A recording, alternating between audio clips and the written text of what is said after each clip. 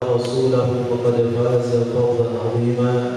أما بعد، فإن أصدق الحديث كتاب الله، وخير الهدي هدي محمد صلى الله عليه وسلم، وشر الأمور محدثاتها، فإن كل محدثة بدعة، وكل بدعة ضلالة، وكل ضلالة في النار. معاشر المسلمين، إخواني في الدين، أعزنا الله وإياكم جميعا.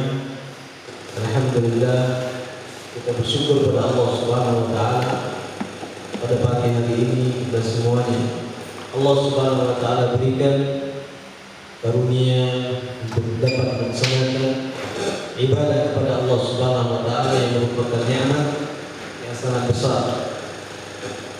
Karena Allah Subhanahu wa taala memberikan nikmat kepada seorang tersebut bukan hanya nikmat yang dia dapatkan di dalam hartanya ataupun dalam keluarganya, tetapi nikmat yang terbesar adalah ketika seseorang mendapatkan nikmat untuk dia bisa beribadah kepada Allah Subhanahu wa taala, melaksanakan tugasnya sebagai hamba Allah Subhanahu wa taala dan melaksanakan tujuannya sebagai hamba Allah Subhanahu wa taala yang Allah ciptakan ke atas dunia ini.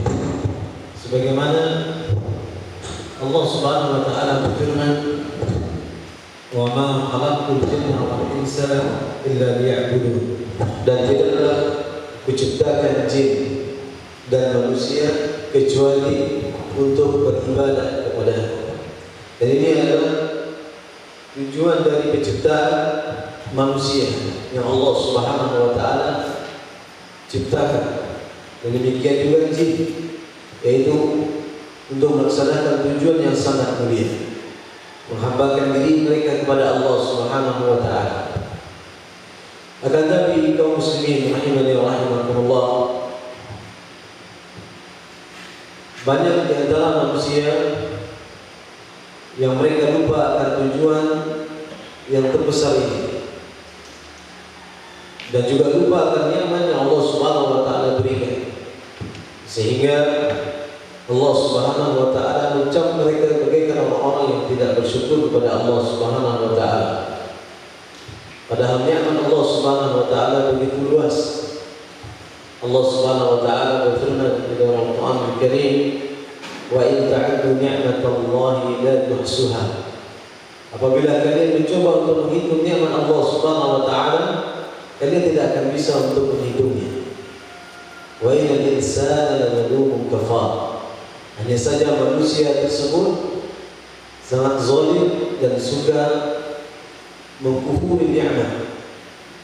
Maka oleh sebab itu jemaah dimuliakan Allah Subhanahu wa taala, kita sebagai hamba Allah Subhanahu wa taala yang Allah berikan kesempatan untuk hidup di atas dunia ini, maka menjadi kesempatan juga bagi kita untuk meraih kemuliaan dari sisi Allah Subhanahu wa taala, yaitu dengan melaksanakan berbagai macam ibadah kepada Allah Subhanahu wa taala, merealisasikan tauhid kepada Allah Subhanahu wa taala, merealisasikan tujuan diciptakannya kita oleh Allah Subhanahu wa taala, sehingga Allah Subhanahu wa taala berikan kepada kita semuanya, yaitu balasan yang tentunya Allah Subhanahu wa taala sudah sediakan, surga Allah Subhanahu wa taala yang tertinggi, yang Nabi kita Muhammad sallallahu alaihi wasallam bersabda tentang surga tersebut, yaitu sesuatu yang ma'inun ra'at wa la udhunun sami'at wa la khatara fi qalbil bashar,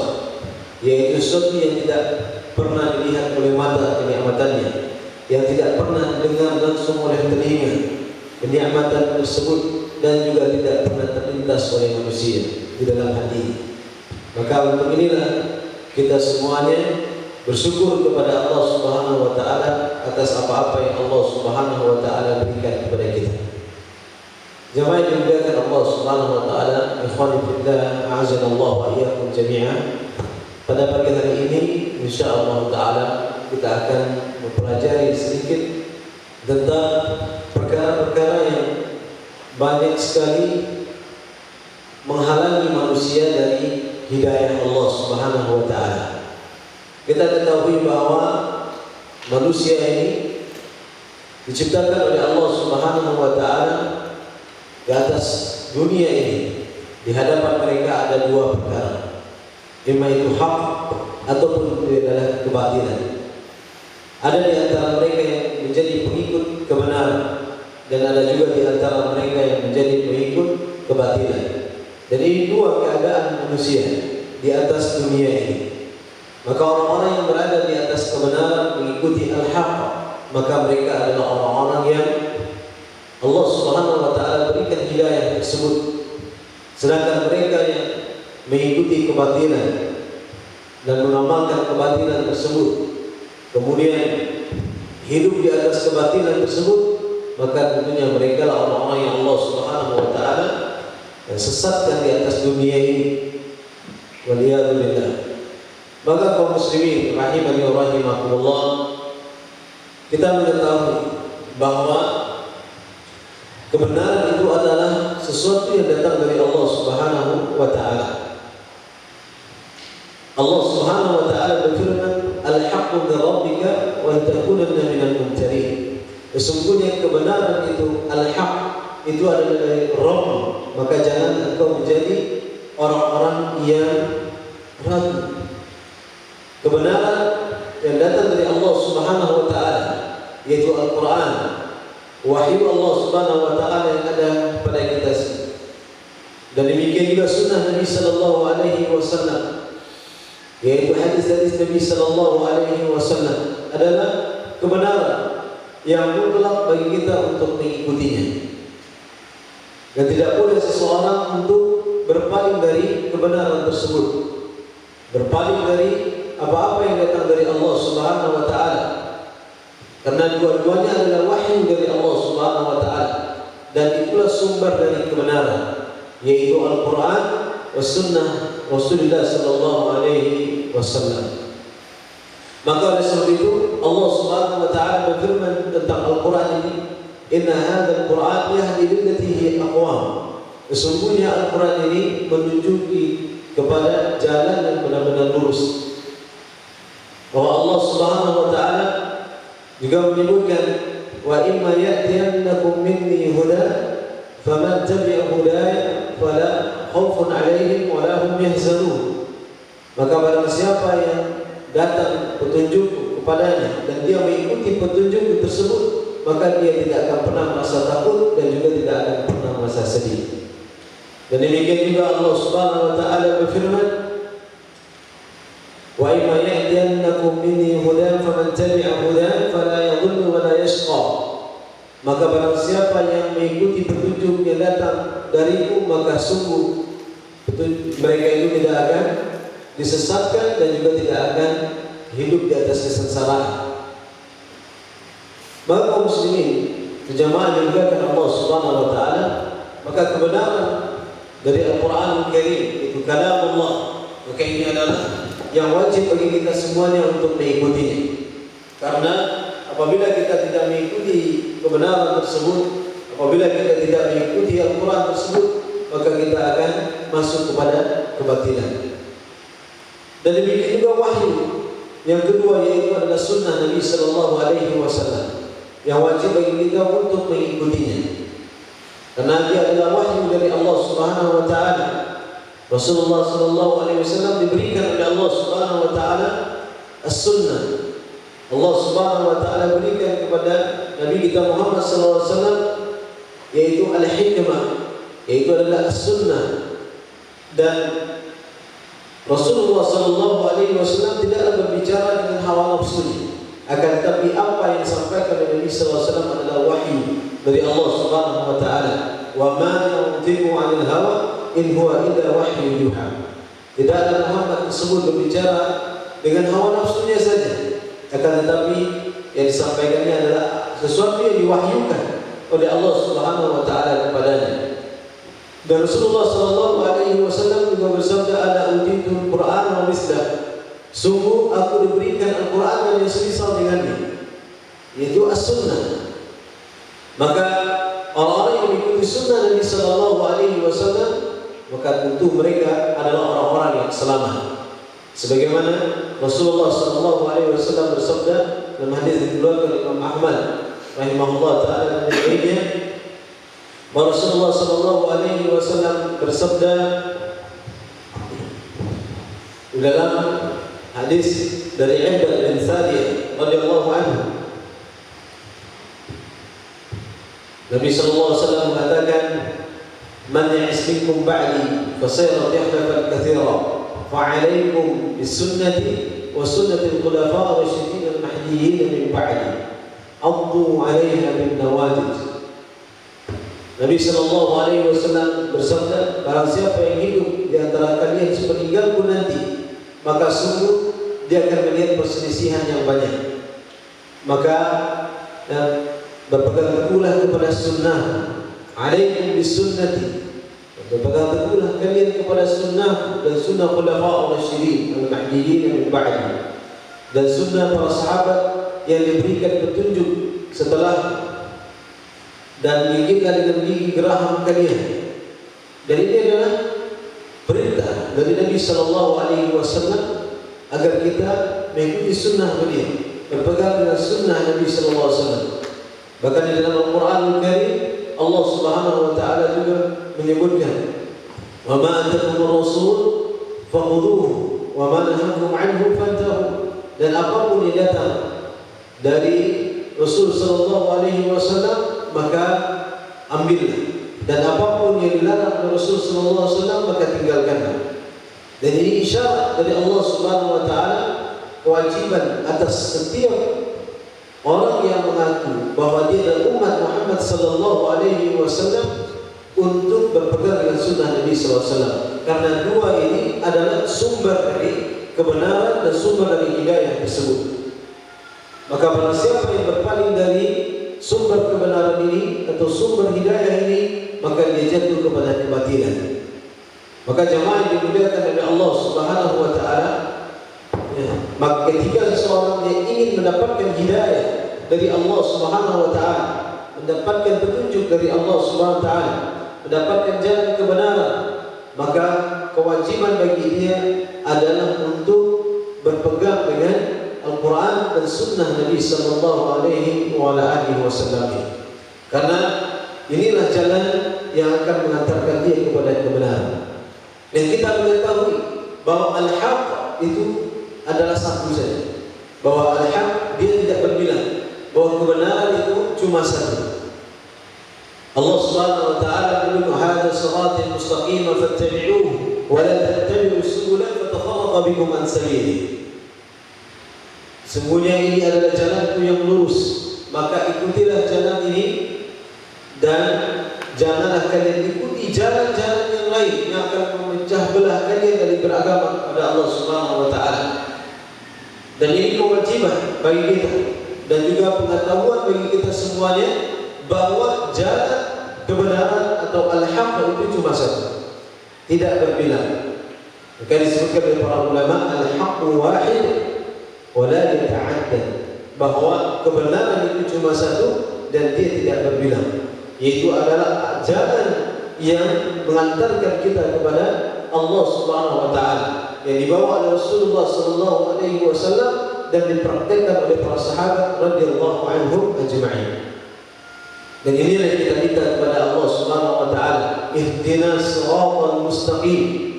Tunjukilah kami ya Allah kepada jalan yang lurus. Di sini cuma satu jalan, tidak berbilang. Itu jalan yang lurus. Siratal mustaqim, siratal ladzina an'amta 'alaihim. Jalan orang-orang yang Engkau berikan nikmat atas mereka. Siapa yang Allah Subhanahu Subhanahu wa taala berikan nikmat kepada mereka, yaitu mereka dari kalangan para nabi, minan nabiyyin was-siddiqin wasyuhada was-salihin. Mereka lah para nabi, mereka lah orang-orang yang sedih, orang-orang yang jujur dengan keimanannya, dan mereka orang-orang syuhada yang mati syahid, orang-orang yang saleh. Dan inilah orang-orang yang kita minta kepada Allah Subhanahu wa taala, kita diberikan hidayah untuk menapaki jalan mereka ini. Yaitu dalam penafsiran lain, para ulama mengatakan bahwa Shiratal Mustaqim, di situ ada Abu Bakar, kemudian di situ ada yang mengatakan Aisyah radhiyallahu anha. Kemudian juga ada yang mengatakan itu al-Islam, ada yang mengatakan sahabat. Maka semua penafsirannya sama, yaitu adalah jalan yang dilalui oleh para sahabat radhiyallahu anhum ajma'in. Inilah jalan kebenaran tersebut, dan inilah jalan yang kita minta kepada Allah Subhanahu wa taala. Dan maksud jalan kebenaran itu cuma satu, adalah jalan yang akan menyelamatkan seorang ketika dia beragama di atas jalan tersebut. Kita tidak berbicara tentang jalan-jalan kebaikan, karena dalam ayat lain mungkin ada ya, kita baca, yaitu sebagaimana Allah Subhanahu wa taala berkata, "Man jahadu fina lanahdiyanahum subulana." Barang siapa yang bersungguh-sungguh pada kami, maka akan kami tunjukkan jalan-jalan kami, kata Allah Subhanahu wa taala. Di sini Allah katakan jalannya banyak. Di ayat tadi jalannya satu. Maka maksudnya dari dua ayat ini tidaklah bertentangan, tidaklah kontradiksi. Akan tetapi ayat yang mengatakan bahwa jalan kebenaran cuma satu, ihdinas shiratal mustaqim, ini adalah maksudnya jalan beragama, jalan manhaj dalam beragama, metode kita dalam beragama, yaitu cuma satu yang akan mengantarkan kita kepada Allah SWT, mengantarkan kita kepada surga Allah SWT. Sedangkan subul di dalam ayat yang lain itu maksudnya adalah subulul khair, jalan-jalan kebaikan. Di situ ada salat, ada sedekah, ada jihad, di situ ada berinfak di jalan Allah Subhanahu wa taala, ada membangun masjid, membantu anak yatim dan yang lainnya. Dan itu adalah jalan-jalan kebaikan.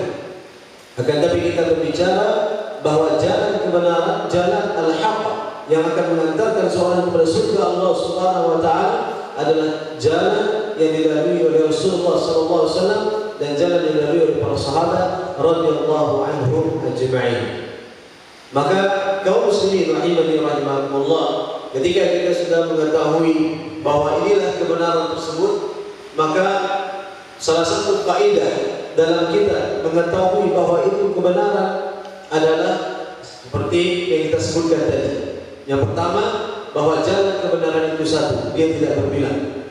Kemudian yang kedua, setiap yang melampaui jalan kebenaran tersebut, maka dia adalah kesesatan, dia adalah kebatilan. Apapun yang dia melampaui batas-batas dari al-haq tadi, maka dia adalah kebatilan. Kenapa? Karena tidak ada setelah kebenaran itu kecuali kebatilan. Wa ma ba'dallahi illa dhalal. Maka tidak ada setelah Allah Subhanahu wa taala, yaitu setelah kebenaran yang sumbernya dari Allah Subhanahu wa taala, kecuali itu adalah kesesatan.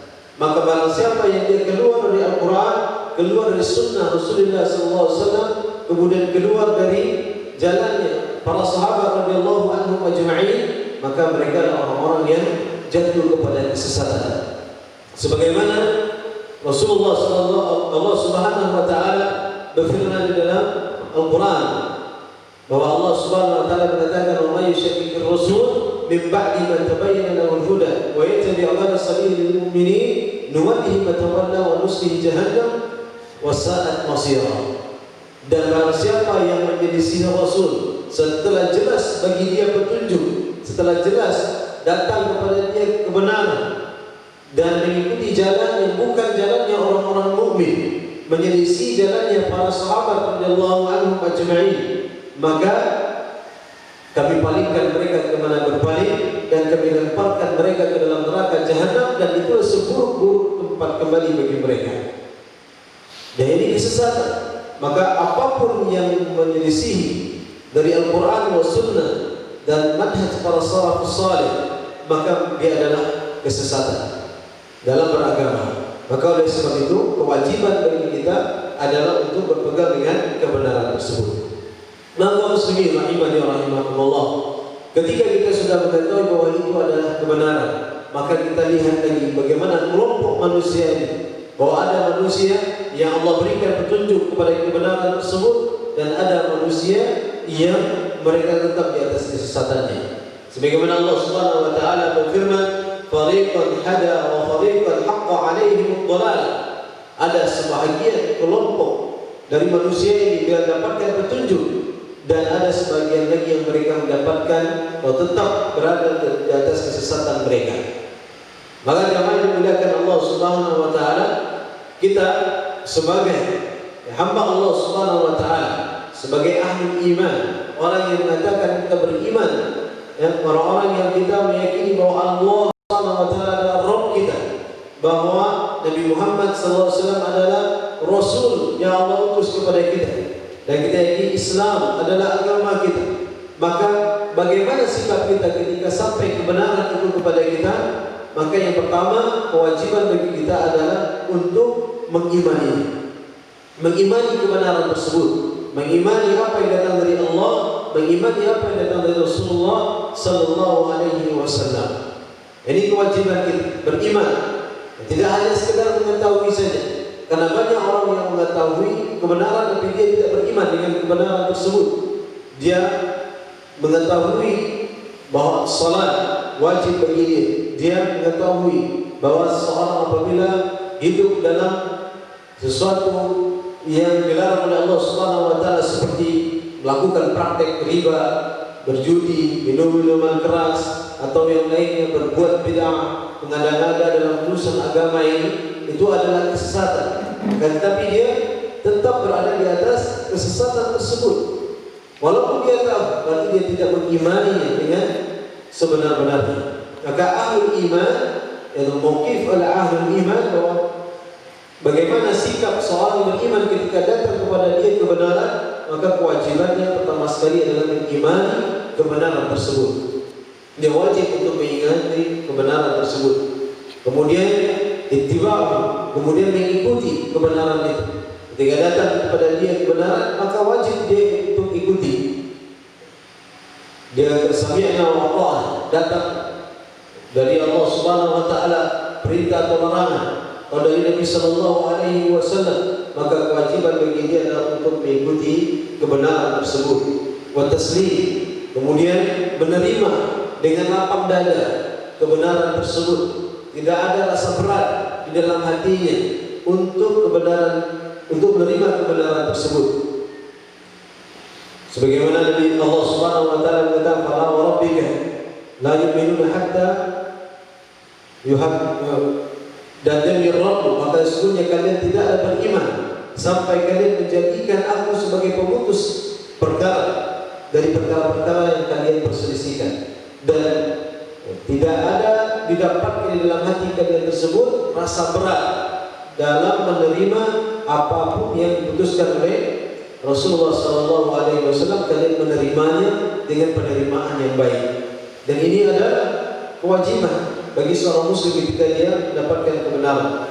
Kemudian juga ketika dia sudah mengetahui kebenaran dan al-haq tersebut, maka seorang yang beriman adalah untuk al-inqiyad lahu, tunduk kepada kebenaran itu, tunduk kepada Al-Quran, tunduk kepada sunnah Nabi Sallallahu Alaihi Wasallam, tunduk kepada syariat-syariat yang Allah Subhanahu wa taala yaitu turunkan.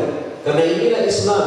Al-Islam al-istislam lillahi bil-tauhid wal-inqiyad lahu bi-tha'ah wa bara'atu min asy-syirki wa ahli.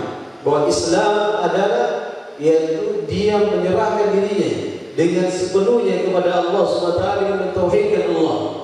Kemudian dia tunduk patuh dalam menjalankan ketaatan kepada Allah Subhanahu wa taala. Kemudian dia melepas diri dari kesyirikan dan para pelaku syirik tersebut. Maka ini adalah Islam. Maka inilah sikap seorang yang beriman ketika dihadapkan kepadanya kebenaran tersebut, yaitu dia menerimanya dengan penerimaan yang baik, kemudian dia tunduk atas kebenaran tersebut. Wa tamassak, kemudian berpegang, dia pegang erat-erat kebenaran tersebut. sebagaimana Nabi sallallahu alaihi wasallam tadi, "Alaikum bisunnati wa sunnatul khulafa'ir rasyidin al-mahdiyyin min ba'di, 'addu 'alaikum bin nawajid." Yaitu gigit oleh kalian dengan gigi geraham tersebut, yaitu pegang erat-erat. Ia muhdatsatil umur, dan jauhkan oleh kalian itu perbuatan-perbuatan bid'ah, perbuatan-perbuatan baru yang tidak ada dalilnya dari agama Allah Subhanahu wa taala. Ya muhdatsatil umur, fa inna kulla bid'atin dhalalah, karena setiap bid'ah itu adalah kesesatan. Maka inilah kewajiban kita, itu berpegang, kita memegang erat-erat sunnah Nabi sallallahu alaihi wasallam dan apa yang datang dari Allah Subhanahu wa taala.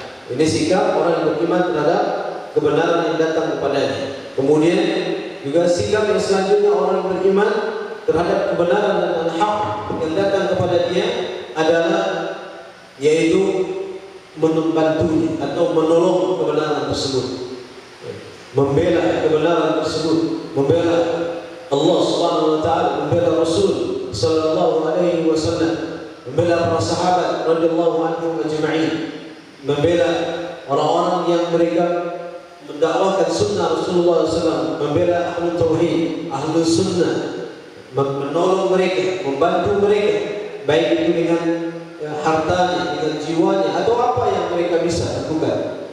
Mereka membantu kebenaran, menolong kebenaran tersebut. Kemudian sikap ahlu iman yang selanjutnya adalah yaitu jika datang kebenaran kepadanya, maka kewajiban bagi mereka adalah untuk mendakwahkannya. Ketika mereka sudah mengimaninya, mengamalkannya, mengikutinya, menerimanya dengan penerimaan yang sebenar-benarnya, tunduk kepada kebenaran tersebut, membantu kebenaran tersebut, kemudian dia dakwahkan kebenaran itu. Dan inilah yang paling besar. Ketika seorang dia mendakwahkan kebenaran ini, mereka sudah mengambil tugasnya para nabi dan rasul, yaitu mendakwahkan kebenaran, mendakwahkan Al-Quran, mendakwahkan sunnah Nabi SAW, mendakwahkan manhaj ahli sunnah wal jamaah, mendakwahkan ilmu yang jelas bersumber dari Al-Quran dan sunnah di atas manhaj salaf. Maka ini adalah sesuatu yang sangat tinggi nilainya di sisi Allah Subhanahu wa taala. Nabi kita Muhammad sallallahu alaihi wasallam bersabda pada Ali bin Abi Thalib radhiyallahu anhu, yaitu la yahdillahu bika rajulan wahidan khairun laka min humrin na'am. Tidaklah Allah Subhanahu wa taala berikan hidayah kepada seorang lewat tangan itu lebih baik bagimu daripada unta merah yang kau kumpulkan. Unta merah ini adalah apa? Kebanggaan orang-orang. Maka ketika seorang mendapatkan hidayah dari Allah Subhanahu wa taala melalui perantara kita, maka sungguh itu adalah kebaikan yang sangat besar. Dan demikian juga Nabi sallallahu alaihi wasallam menyebutkan dalam hadis beliau, "Man dalla 'ala khair ka fa'ili." Orang yang mengajak kepada kebaikan, maka dia bagaikan pelaku kebaikan tersebut. Dan demikian juga Allah Subhanahu wa taala berfirman, "Wa takum minkum ummatun yad'una ila al-khair wa ya'muruna bil ma'ruf wa yanhauna 'anil munkar." Dan hendaknya ada segolongan kaum umat antara kalian itu yang mengajak kepada kebenaran, yang mencegah mengajak kepada yang ma'ruf, kemudian mencegah daripada yang munkar, yang beriman kepada Allah Subhanahu wa taala. Dan ini adalah sikap dari ahli iman, orang-orang yang beriman ketika dia dapatkan kebenaran. Lalu bagaimana ya hidayah yang begitu besar, kebenaran yang begitu Allah Subhanahu wa taala tampakkan jelas dan jelas dari matahari di siang hari ini. Ya, kenapa ada orang-orang yang terhalang dari hidayah tersebut? Kenapa ada orang-orang yang tidak mampu mendapatkannya? Kenapa ada orang-orang yang tidak mau menjalankannya? Maka ada penyebab-penyebab, ada sharif, ada penghalang-penghalang bagi mereka yang menyebabkan mereka tidak sampai kepada hidayah tersebut. Apa penghalangnya yang pertama? Penghalangnya yang pertama adalah az-zulm wal jahl, yaitu kezaliman dirinya dan kebodohan yang ada dalam dirinya. Maka kebodohan ini, kebodohan terhadap kebenaran itu adalah perkara yang pertama sekali menghalangi seorang dari kebenaran. Maka barang siapa yang dia menginginkan hidayah dari Allah Subhanahu wa taala, kewajiban bagi dia adalah untuk mencari. untuk mengilmuinya. Oleh sebab itu Allah Subhanahu wa taala sebutkan dalam Al-Qur'an Al-Karim, fa'lam annahu la ilaha illallah wastaghfir li dhanbik. Fa'lam, ketahuilah, ilmuilah, ini perintah tentang kita untuk mengilmui agama Allah Subhanahu wa taala. Fa'lam annahu la ilaha illallah, maksudnya tidak ada ilah yang berhak diibadahi dengan benar kecuali Allah Subhanahu wa taala. Wastaghfir li dhanbik, baru kalian mohon ampun untuk dosa-dosa. Di sini didahului ilmu, dan ilmu terhadap tauhid, terhadap Allah Subhanahu wa taala, baru kita beramal memohon ampun kepada Allah Subhanahu wa taala. Maka orang-orang yang dia tidak mau berilmu, maka sungguh orang inilah yang terhalang dari hidayah tersebut. Karena seseorang yang dia tidak mengetahui sesuatu, pasti dia menjadi musuh bagi sesuatu yang tidak dia ketahuinya. Berapa banyak orang-orang yang dia tidak mau menerima sunnah-sunnah Nabi Sallallahu Alaihi Wasallam, memusuhi sunnah-sunnah Nabi Sallallahu Alaihi Wasallam karena kejahilan yang ada pada mereka, karena kebodohan yang ada pada mereka, tidak adanya ilmu yang mencerahkan mereka, sehingga mereka memusuhi orang-orang yang menjalankan sunnah-sunnah Nabi Sallallahu Alaihi Wasallam, menjalankan perintah-perintah Allah Subhanahu Wa Taala, menjalankan apa-apa yang Rasul Sallallahu Alaihi Wasallam anjurkan. Itu disebabkan kebodohan mereka. Maka oleh sebab itu Allah Subhanahu Wa Taala berfirman, la ya'lamun al-haq fa hum mu'ridun. Mereka itu adalah orang-orang yang tidak mengenal kebenaran, tidak tahu, tidak paham terhadap kebenaran, maka mereka berpaling. Maka kejahilan adalah perkara yang benar-benar menghalangi seorang dari kebenaran. Itu kejahilan. Dia tahu kebenaran ada di depan matanya, ada di dekat dia, tapi karena kebodohan, karena kejahilan terhadap kebenaran tersebut, sehingga dia tidak tahu mana yang benar. Maka kejahilan itu yang perlu bagi kita untuk mengangkatnya dari diri kita sendiri dan juga dari orang lain. Itu kejahilan. Karena kejahilan inilah yang akan menyebabkan seseorang terhalang dari hidayah Allah Subhanahu wa taala. Dan Allah Subhanahu wa taala pun mengatakan, wa hamalah al-insan innahu kana zaluman jahula. Dan manusia ini menerima amanah tersebut, dan sesungguhnya manusia itu adalah zalim, lagi jahula, bodoh, jahil. Ini sifat yang Allah Subhanahu wa taala sebutkan, bahwa manusia itu zalim dan juga jahil. Maka ketika mereka zalim terhadap diri mereka sendiri dan juga jahil terhadap kebenaran, maka itulah penghalang hidayah bagi mereka. Maka kewajiban adalah untuk membuang jauh-jauh kejahilan dengan menuntut ilmu, mempelajari agama Allah SWT, mendatangi majelis-majelis ilmu, membaca kitab-kitab para ulama.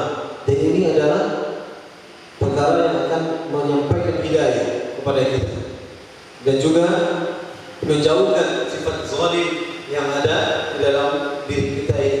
Yaitu sifat zalim terhadap diri sendiri, yaitu memperbudak diri sendiri, tidak mau tahu tentang kebenaran, merasa cukup dengan apa yang ada pada dirinya.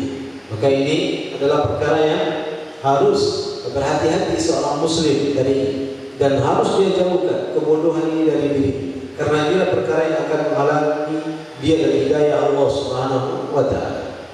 Itu sebagaimana pepatah orang Arab mengatakan, akhul ilmi hayyun khalidun ba'da wa awsalahu tahta mautihi. Orang yang berilmu maka dia akan hidup selama-lamanya, dan setelah sampai kepadanya yaitu kematian. Ya, orang berilmu walaupun dia sudah mati, ilmunya masih dimanfaatkan oleh orang lain, dan juga memberikan manfaat kepada dia ilmunya tersebut.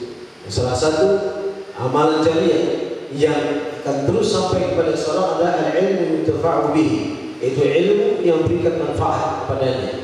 Maka orang yang berilmu, ilmunya akan memberikan manfaat walaupun dia sudah mati. Dan wa zul jahli maitun wa huwa yazunnu min al-ahya mashin ala al-thara wa huwa alim. Maka ada orang yang jahil, maka sungguh dia hakikatnya adalah seperti mayit, seperti bangkai, dan dia mengira bahwa dirinya itu hidup, yang berjalan di atas sarat, dia berjalan di atas tanah ini. Wa hum hadid, sesungguhnya mereka itu tidak ada. Maksudnya apa? Orang yang bodoh itu perumpamaan itu dia sebagai bagaikan main, bagaikan bangkai, dia tidak tahu. Maka kebodohan ini adalah perkara yang paling menjauhkan seorang dari ilmu atau dari hidayah, dari kebenaran. Kemudian perkara kedua yang menghalangi seorang itu dari kebenaran itu adalah taklidul a'ma, taklid buta. Taklid buta itu mengikuti sesuatu tanpa ada dalil, tanpa mengetahui ilmu. Taklid. Nah, dan ini adalah perkara yang sangat menghalangi seorang dari kebenaran.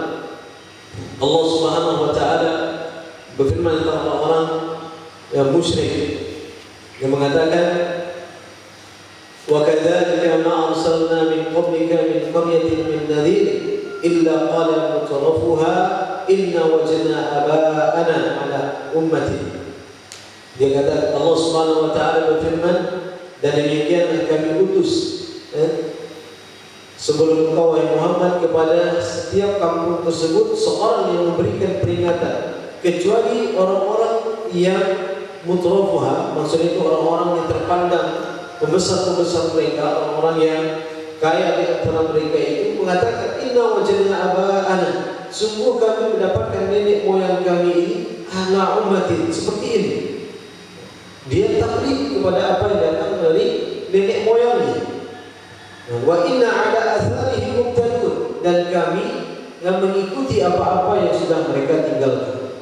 Nenek moyang mereka, walaupun nenek moyang mereka tidak berilmu, walaupun orang-orang yang mereka ikuti adalah orang-orang yang tidak berilmu. Taklid. Dan ini adalah penghalang dari hidayah tersebut.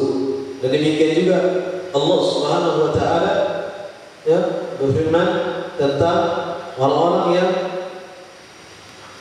dia berhujjah dengan taklid ini, dengan taklid ini menentang kebenaran, seperti yang datang pada kaum Nabi Ibrahim alaihissalam. Mereka katakan, qalu bal wajadna aba'ana kadzalika yaf'alun. Mereka mengatakan, kaum Ibrahim ketika mereka diajak untuk bertauhid kepada Allah SWT, apa kata kaum Ibrahim alaihissalam? Bal, tetapi kami mendapatkan nenek-nenek moyang kami ini seperti ini, dan kami yaitu melakukan apa yang mereka lakukan. Jadi mereka taklid, tidak mau mendengar dan menerima kebenaran karena disebabkan taklid. Maka ini yang harus dihindari, taklid buta. Dan ini banyak contohnya. Taklid buta ini banyak contohnya. Bukan hanya di masyarakat awam, akan tapi juga sebagian kalangan ikhwan penuntut ilmu juga kadang-kadang taklid masih terjadi. Taklid kepada ustaz fulan, taklid kepada syekh fulan, yang padahal dia taklidul a'ma, taklid buta tanpa mengetahui dalil. Bahkan ketika sudah jelas kesalahan ada terhadap si fulan, tetap saja dia mengikutinya. Kenapa? Karena taklid tadi, taklid buta. Padahal sudah jelas si fulan salah, apa yang dilakukannya salah berdasarkan Al-Quran dan Sunnah, berdasarkan manhaj salaf, apa yang dilakukan dalam menyelisihi manhaj salaf. Akan tapi mereka tetap membenarkan, bahkan membelanya, disebabkan apa? Taklidul a'ma, taklid buta. Karena mereka melihat figur, bukan melihat al-haq. Mereka melihat orang yang membawa, yang menyampaikan, bukan melihat kebenaran yang sampai kepada mereka. Maka ini adalah penghalang kebenaran, penghalang al-haq dan penghalang hidayah pada seorang, yaitu masalah taklid buta ini. Kemudian perkara yang ketiga yang menghalangi seorang itu dalam mendapatkan kebenaran adalah mengikuti hawa nafsunya, kemudian berhukum dengan perasaan. Mengikuti hawa nafsu dia ikuti. Dan sesuatu yang sangat berat bagi kita adalah yaitu mengikuti kebenaran tersebut. Itu sangat berat bagi hawa nafsu. Karena hawa nafsu itu senantiasa mengajak kepada keburukan. Ketika ada kebenaran, maka nafsu itu sangat berat untuk menerimanya. Demikian ketika datang orang menyampaikan kebenaran kepada kita, seolah-olah itu sangat berat sekali bagi kita untuk menerima. Apabila kita mengedepankan hawa nafsu, apabila kita mengedepankan sesuatu yang ada pada diri kita. Dan hawa nafsu ini bukan hanya yang terjadi mengikuti hawa nafsu dalam masalah dunia saja, akan tapi juga dalam masalah akidah. Seorang mengikuti perkara-perkara syubhat, mengikuti perkara-perkara syahwat, ini juga disebabkan hawa nafsunya. Nah, seperti orang-orang Khawarij, orang-orang Khawarij, mereka berhukum dengan hawa nafsu mereka, bukan dengan ilmu, bukan dengan kebenaran yang datang dari Allah SWT, tapi berhukum dengan hawa nafsunya. Kalau sesuai dengan hawa nafsunya mereka terima, dan kalau seandainya tidak sesuai dengan hawa nafsunya mereka tolak. Dan ini terjadi sebagai salah satu contohnya dulu di tahun 37 Hijriah, yaitu kisah orang Khawarij. Ini mereka berjalan di suatu tempat, kemudian ada sahabat Nabi Sallallahu Alaihi Wasallam bernama Al-Khabbab.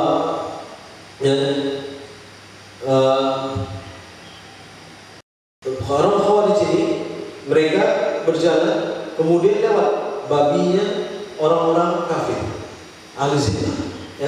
Kemudian diambil babi itu dipotong. Babi itu dipotong bukan dibunuh, tapi cuma dilukai saja, dipotong saja, lalu dilepaskan. Lalu para kawannya bertanya, kenapa kau lepaskan babi itu?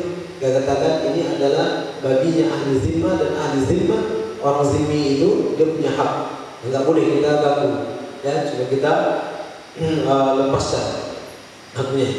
Kemudian datang lagi dan bertemu dengan buah-buahan yang dia dapatkan dari jalan, kurma, tamak.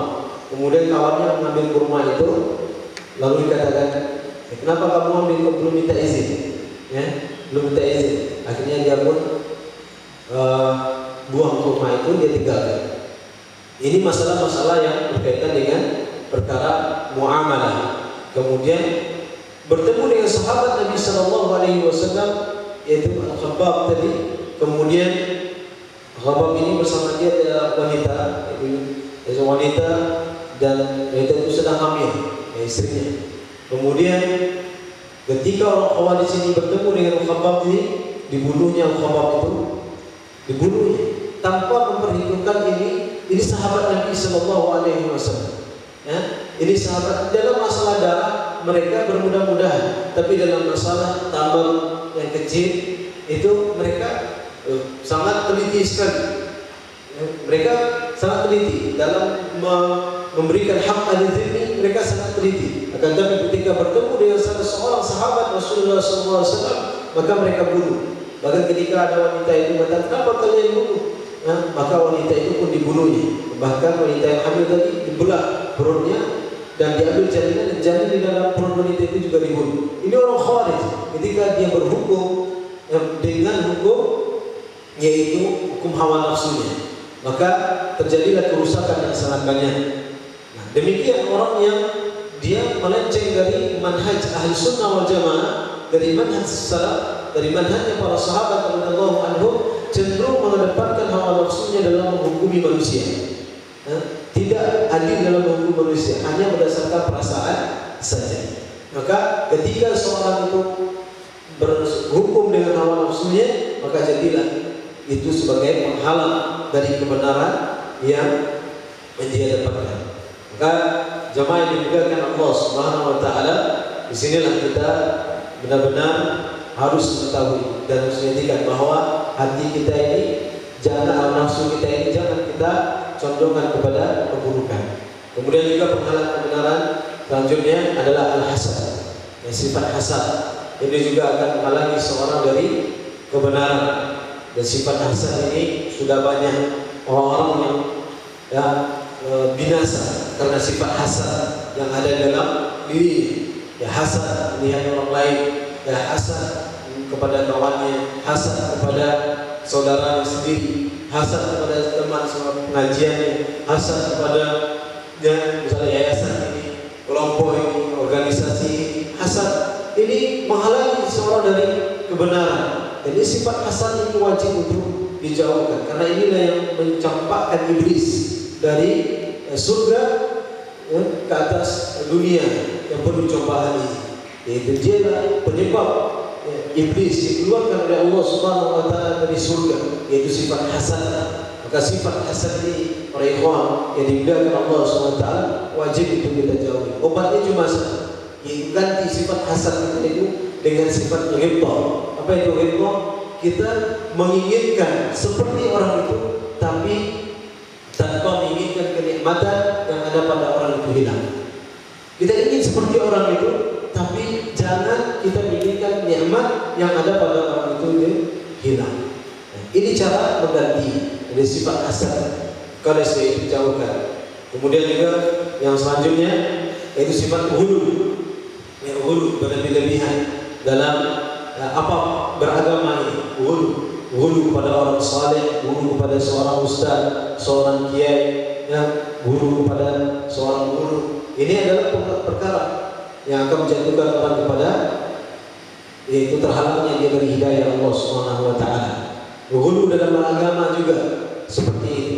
Ghulu berlebih-lebihan, sikap ekstrim dalam beragama. Ini juga akan menjadi penghalang bagi seorang untuk mendapatkan hidayah dari Allah Subhanahu wa taala. Maka Rasulullah SAW katakan, "Iyyakum wal ghulu bis-shalihin." Jangan jauhkan oleh kalian yaitu ghulu berlebih-lebihan kepada orang-orang saleh. Nabi sallallahu alaihi wasallam saja tidak mau dilebih-lebihkan.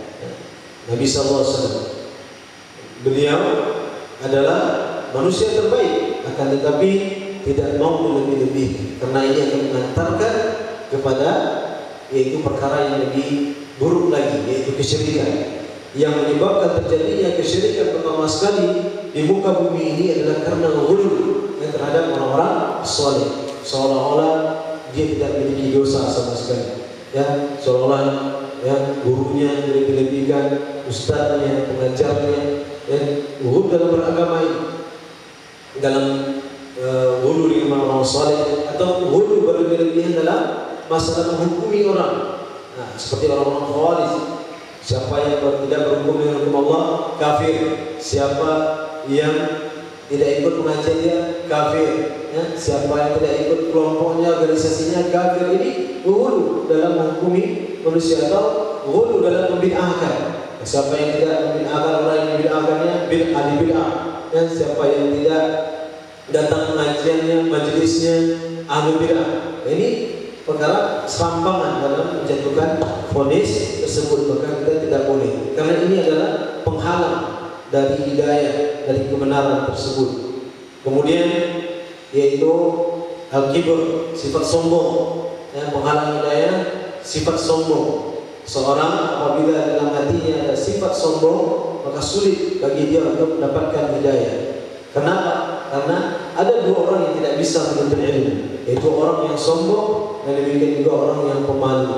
Nah, orang yang sombong dia tidak bisa menerima ilmu karena dia merasa besar, karena dia merasa dia adalah orang yang terbaik. Dan sebenarnya hakikat kesombongan itu adalah batarul haq wa ghamtun nas. Dia tolak kebenaran dan dia lecehkan manusia yang memberikan kebenaran itu. Dia tolak kebenaran, ya, sampai kepada dia dalil ini dari ayat Quran, dari hadis Nabi sallallahu alaihi wasallam, yaitu amalan-amalan para sahabat. Lalu dia menolak kebenaran, al-kibr. Maka al-kibr batarul haq wa ghamtun nas. Dia menolak kebenaran dan melecehkan manusia. Dan ini adalah dosa besar yang paling besar yang ada di dalam hati. Ada dosa besar yang dilakukan oleh jawarih, oleh badan. Ada dosa besar yang dilakukan oleh hati kita. Apa dosa besar yang paling besar dilakukan oleh hati? Batarul haq tadi, menolak kebenaran. Ketika sudah jelas kebenaran itu sampai kepada kita, yang sebagaimana Fir'aun menolak kebenaran yang datang kepada dia, yang dibawa oleh Nabi Musa alaihissalam. Wajahadu biha wastaiqanatha. Jadi mereka dia menentangnya dan bahkan dia merasa tinggi, sombong dengan kebenaran tersebut. Maka di Disebutkan oleh Allah Subhanahu wa taala, wa jahadu biha wa yastaiqanatha anfusuhum zulman wa 'uluwa. Yaitu ada kezaliman dan rasa tinggi. Ya. Rasa tinggi ini kibr. Makanya Rasulullah SAW katakan dalam hadis beliau tentang dosa besar ini, yaitu dosa besar kibr, sifat sombong ini, yaitu la yadkhulul jannah man kana fi qalbihi mithqal dzarrah min al-kibr, tidak akan masuk surga orang yang ada di dalam hatinya sebesar semut hitam, ya, yang kecil itu kesombongan. Kenapa? Karena kesombongan itu batal al-haqq wa ghamtun nas, menolak kebenaran dan melecehkan manusia. Dan ini perkara yang akan menghalangi seseorang dari hidayah. Dan kemudian yang selanjutnya itu adalah yaitu jabatan. Ada orang yang ingin jabatan, yang cinta popularitas, cinta jabatan, cinta kedudukan. Ini adalah orang yang sering terhalang dari hidayah Allah SWT. Kenapa? Karena dia sudah merasa tinggi, merasa dia adalah orang yang berada jabatannya tinggi, kedudukannya tinggi, popularitasnya, pengikutnya sudah banyak. Ketika disampaikan kebenaran kepada dia, ya, ketika dia salah, sulit bagi dia untuk kembali. Maka oleh sebab itu fitnah popularitas, fitnah jabatan, fitnah dari kedudukan itu sangat berbahaya sekali. Daripada fitnah dunia wanita, daripada fitnah harta, lebih berbahaya lagi fitnah kedudukan dan jabatan itu, riasah. Maka oleh sebab itu berhati-hati.